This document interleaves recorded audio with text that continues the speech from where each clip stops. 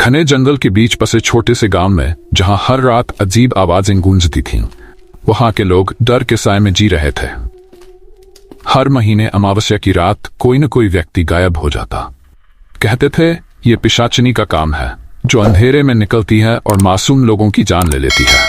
गांव का हर कोना इस रहस्य से भरपूर था, लेकिन किसी में हिम्मत नहीं थी सच का सामना करने की। गांव का युवक अमन इन बातों पर विश्वास नहीं करता था। पढ़ाई के लिए शहर में रहने के बाद वह गांव लौटा था। गांव की वीरान सड़कों और चुप्पी ने उसे बेचैन कर दिया। पिशाचिनी, ये सब बकवास है, अमन ने कहा जब उसकी दादी ने उसे रात में बाहर न जाने की सलाह दी। लेकिन अमन के दोस्त रघु ने कहा, तू शहर में रहा है पर यहाँ की सच्चाई नहीं जानता। ये पिशाचिनी सच्ची है, रात में निकलती है और उसकी आंखों में देखने वाले कभी वापस नहीं लौटते। अमन को यह सब जानने की जिज्ञासा हुई। उसने पुरानी कहानियां खंगालनी शुरू की। गांव के मंदिर में रखी एक पुरानी पुस्तक में उसने पढ़ा कि यह पिशाचिनी गांव की किसी स्त्री की आत्मा थी, जिसे उसके ही पति ने जिंदा जलाकर मार डाला था। उस स्त्री का नाम था सुभद्रा और उसकी मौत के बाद से वह बदले की आग में जल रही थी। हर अमावस्या को वह अपनी आत्मा की भूख मिटाने के लिए किसी न किसी को अपना शिकार बनाती थी। अमन ने रघु और अपनी बचपन की दोस्त शालिनी को साथ लिया और पिशाचिनी के रहस्य को जानने के लिए जंगल में जाने का निर्णय लिया। अमावस्या की रात थी और चंद्रमा की रोशनी भी गायब थी। जंगल में घुसते ही उन्होंने अजीब सी ठंडी हवा महसूस की। कहीं कहीं झाड़ियों के पीछे से परछाइयां दिख रही थीं। अचानक एक बूढ़ी औरत उनके रास्ते में आ गई। उसने कहा, तुम्हें वापस लौट जाना चाहिए, ये जंगल तुम्हारे लिए नहीं है। लेकिन अमन ने उसकी बात अनसुनी कर दी। जंगल के बीचों बीच एक पुराने कुएं के पास उन्होंने सुभद्रा की परछाई देखी। उसके लंबे बाल और चमकती आंखें किसी भी इंसान को डराने के लिए काफी थीं। तुमने मेरी शांति भंग की है, सुभद्रा ने गरजते हुए कहा। अमन ने हिम्मत करके उससे पूछा, तुम ये सब क्यों कर रही हो? तुम्हारी आत्मा को क्या चाहिए? सुभद्रा ने बताया कि उसकी आत्मा तब तक शांति नहीं पा सकती जब तक वह अपने पति के साथ न्याय नहीं कर लेती। उसका पति, जिसे गांव वाले आज भी श्रद्धा से याद करते हैं, असल में एक निर्दयी तांत्रिक था। सुभद्रा की कहानी ने तीनों को झकझोर दिया। उसने बताया कि उसका पति उसे बलि चढ़ाना चाहता था ताकि वह अपनी तंत्र विद्या में अमर हो सके। जब उसने विरोध किया तो उसे जिंदा जला दिया गया। अमन ने कहा, अगर हम तुम्हारे पति के बचे हुए सामान को ढूंढ लें और उसे नष्ट कर दें तो क्या तुम्हारी आत्मा को शांति मिलेगी? सुभद्रा ने हामी भरी। गांव के मंदिर में उस तांत्रिक के सामान को छुपाया गया था। अमन, रघु और शालिनी ने मिलकर उसे ढूंढ निकाला। उसमें एक खंजर, एक तांत्रिक पुस्तक और कुछ अजीब सी चीजें थीं। सुभद्रा ने उन्हें बताया कि अगर वे उस सामान को जलाकर राख कर दें तो उसका बदला पूरा हो जाएगा। अमावस्या की रात तीनों ने तांत्रिक के सामान को जंगल में ले जाकर जलाने का फैसला किया। लेकिन जैसे ही उन्होंने आग लगाई, हवा में एक अजीब सी गंध फैल गई और अचानक तांत्रिक की आत्मा वहां प्रकट हो गई। तुम ये नहीं कर सकते, उसने चिल्लाकर कहा। सुभद्रा की आत्मा ने तांत्रिक का सामना किया। दोनों के बीच एक भयानक लड़ाई हुई। आखिरकार सुभद्रा ने तांत्रिक की आत्मा को खत्म कर दिया। सुभद्रा की आत्मा ने अमन और उसके दोस्तों का धन्यवाद किया। उसने कहा, अब मैं शांति से जा सकती हूँ, तुमने गांव को बचा लिया। इसके बाद गांव की सारी अजीब घटनाएं खत्म हो गई। जंगल शांत हो गया और पिशाचिनी का खौफ हमेशा के लिए मिट गया। सुभद्रा की आत्मा के विदा होने के बाद अमन और उसके दोस्तों को महसूस हुआ कि गांव के इस अभिशाप का अंत हो चुका है। लेकिन अमन के मन में अभी भी एक सवाल था, क्या गांव के लोग अब इस सच्चाई को स्वीकार करेंगे? अमन ने रघु और शालिनी से कहा, हमने तांत्रिक की आत्मा और सुभद्रा के बदले को खत्म कर दिया, लेकिन ये गांव अभी भी अंधविश्वास और डर के साए में है। हमें इसे बदलना होगा। रघु ने सहमति में सिर हिलाया, लेकिन यह आसान नहीं होगा। यहाँ के लोग पीढ़ियों से इन कहानियों में जी रहे हैं। अमन ने गांव में एक सभा बुलाई। उसने सभी गांव वालों को सुभद्रा और तांत्रिक की सच्चाई बताई। ये डर और अंधविश्वास हमें कमजोर बना रहा है। सच्चाई यह है कि हमारा सबसे बड़ा दुश्मन हमारा डर है। अब समय आ गया है कि हम अपनी सोच बदलें, अमन ने कहा। शुरुआत में लोगों ने उसकी बातों को अनसुना किया, लेकिन जब रघु और शालिनी ने भी अपनी बात रखी तो कुछ लोगों का विश्वास डगमगाने लगा। तभी गांव के सबसे बुजुर्ग व्यक्ति पंडित जी खड़े हुए और बोले, अमन सही कह रहा है। मैंने भी अपनी आंखों से जंगल में जो हुआ वह देखा है। ये तांत्रिक और उसके पापों का नतीजा था। अब हमें आगे बढ़ना होगा।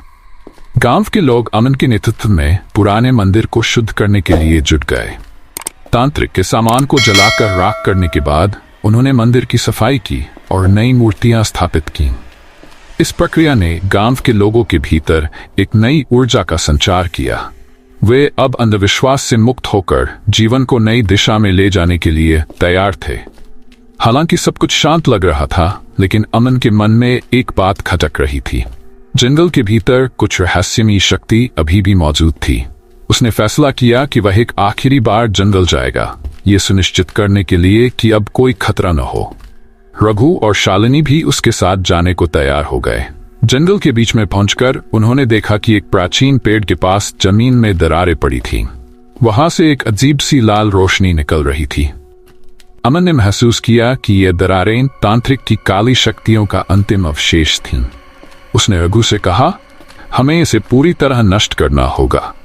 यह शक्ति अगर किसी गलत हाथों में पड़ गई तो यह फिर से गांव के लिए खतरा बन सकती है। शालिनी ने सुझाव दिया कि वे इस जगह को पूरी तरह से बंद कर दें और यहां एक चेतावनी का निशान लगाएं, ताकि कोई इसे दोबारा न छेड़े। उन्होंने मिलकर दरारों को भरने का प्रयास किया और वहां एक बड़ा पत्थर रख दिया। जंगल से लौटने के बाद अमन और उसके दोस्तों ने गांव में एक उत्सव का आयोजन किया। यह उत्सव डर और अंधविश्वास से आजादी का प्रतीक था। लोगों ने पहली बार खुशी खुशी रात के समय जंगल के करीब जाकर नृत्य और गायन किया। अमन ने देखा कि गांव के बच्चे जो पहले अंधेरे से डरते थे, अब खुले मैदान में खेल रहे थे। अमन, रघु और शालिनी ने महसूस किया कि उनका साहस और एकता ही गांव को इस अभिशाप से मुक्त कर सका। रात में जब अमन अपने घर के आंगन में बैठा था, तो उसने आसमान में एक चमकदार तारा देखा। उसने मन ही मन सुभद्रा की आत्मा को धन्यवाद दिया और कहा, तुम्हारी मदद के बिना यह सब मुमकिन नहीं होता। वह तारा थोड़ी देर तक चमकता रहा और फिर गायब हो गया, जैसे सुभद्रा ने भी अपनी शांति पा ली हो। काम में अब सब कुछ सामान्य लगने लगा था। लोग अपने खेतों में काम कर रहे थे, बच्चे खुले मैदान में खेल रहे थे और महिलाएं चौपाल पर मिलकर हंसी मजाक कर रही थीं। लेकिन अमन के मन में एक बेचैनी थी। एक रात जब पूरा गांव सो रहा था, अमन को जंगल से आती हुई हल्की सी आवाज सुनाई दी। यह आवाज किसी के चलने की थी, जैसे कोई बहुत भारी कदमों से चल रहा हो। उसने रघु और शालिनी को जगाया और कहा, मुझे लगता है कि जंगल में कुछ गड़बड़ है, हमें तुरंत वहां जाना चाहिए। तीनों ने मशाले लेकर जंगल की ओर रुख किया। रात का अंधेरा घना था और चारों ओर एक अजीब सी खामोशी थी। हवा में एक ठंडक थी जो उनकी रीढ़ को सिहराने के लिए काफी थी। जैसे ही वे जंगल के अंदर पहुंचे, उन्हें एक पुरानी झोपड़ी दिखाई दी जो पहले कभी नहीं दिखी थी। झोपड़ी से हल्की रोशनी आ रही थी। अमन ने धीरे से कहा, यह झोपड़ी पहले यहां नहीं थी। रघु ने फुसफुसाते हुए जवाब दिया, शायद ये वही जगह है जहां हमने दरारों को बंद किया था। लगता है कुछ नया शुरू हो चुका है। वे झोपड़ी के पास पहुंचे और अंदर झांका। वहां एक बूढ़ा आदमी बैठा था जिसने गहरे काले कपड़े पहन रखे थे। उसके सामने एक मिट्टी का दीपक जल रहा था और वह मंत्र पढ़ रहा था। अमन ने पूछा, आप कौन हैं और यहाँ क्या कर रहे हैं? उस आदमी ने अपनी आंखें खोली और गहरी आवाज में कहा, तुमने जो दरारें बंद की थीं, उन्होंने इस जंगल की काली शक्ति को जागृत कर दिया है। मैं उसे रोकने के लिए यहाँ आया हूँ। शालिनी ने हैरानी से पूछा, आपको कैसे पता चला? उस आदमी ने जवाब दिया, मैं इस जंगल का रक्षक हूँ। सदियों से इस जगह की काली शक्तियों को नियंत्रित करता आया हूँ, लेकिन अब तुम्हारी नासमझी के कारण वह शक्ति फिर से उभर रही है। अमन ने अपनी गलती मानी और कहा, हमें बताइए कि इसे रोकने के लिए हमें क्या करना होगा। रक्षक ने कहा, तुम्हें इस जंगल की गहराई में जाना होगा जहां एक प्राचीन कुआं है। उस कुएं में वह शक्ति छिपी है। उसे पूरी तरह नष्ट करना ही एकमात्र उपाय है। रघु ने डरते हुए पूछा, लेकिन वहां जाना कितना खतरनाक हो सकता है? रक्षक ने गंभीरता से कहा, यह तुम्हारे साहस और विश्वास की परीक्षा होगी। अगर तुम असफल हुए तो यह गांव हमेशा के लिए अंधकार में डूब जाएगा। अमन, रघु और शालिनी ने रक्षक की बात मानी और प्राचीन कुएं की ओर बढ़े। रक्षक ने उन्हें एक तावीज दिया जो उन्हें काली शक्तियों से बचाने के लिए था। जंगल के और अंदर जाते हुए उन्होंने महसूस किया कि पेड़ और वातावरण और भी भयावह हो रहा था। पक्षी अजीब आवाजें निकाल रहे थे और जमीन से हल्की लाल रोशनी निकल रही थी। अंत में उन्हें वह कुआं दिखाई दिया। ये एक बड़ा, गहरा और काला कुआं था जिसके चारों ओर रहस्यमयी चिन्ह बने हुए थे। जैसे ही वे कुएं के पास पहुंचे, हवा अचानक तेज हो गई। कुएं से एक घोर अंधकार निकला जो धीरे धीरे एक आकृति में बदलने लगा। यह आकृति एक महिला की थी जो सुभद्रा से मिलती जुलती थी, लेकिन उसके चेहरे पर दया की जगह क्रोध था। उसने चीखते हुए कहा, तुमने मुझे रोकने की कोशिश की थी, लेकिन मैं अब और भी शक्तिशाली हो गई हूं। अमन ने हिम्मत जुटाकर कहा, तुम्हारा यह अंधकार हमें नहीं डरा सकता। हम तुम्हें हमेशा के लिए नष्ट करेंगे। सुभद्रा की आत्मा ने उन पर हमला करना शुरू कर दिया। तावीज ने उन्हें कुछ हद तक बचाया, लेकिन आत्मा की शक्ति इतनी प्रबल थी कि वे संघर्ष में कमजोर पड़ने लगे। अमन ने रघु और शालिनी से कहा, हमें इस कुएं को जलाकर नष्ट करना होगा। यही एकमात्र उपाय है। उन्होंने कुएं के चारों ओर तेल डाला और तावीज से निकलती हुई रोशनी का उपयोग कर कुएं में आग लगा दी। आग की लपटें इतनी तेज थीं कि आत्मा उसमें फंस गई और चीखते चीखते जलकर राख हो गई। आत्मा के नष्ट होते ही जंगल का माहौल बदल गया। लाल रोशनी गायब हो गई, पक्षियों की चीखें शांत हो गई और हवा में एक अजीब सी शांति फैल गई। अमन, रघु और शालिनी ने महसूस किया कि उन्होंने एक बड़ी लड़ाई जीत ली है।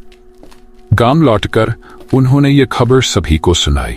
लोगों ने उन्हें नायक के रूप में देखा और जंगल की ओर जाने वाले रास्तों को हमेशा के लिए बंद कर दिया।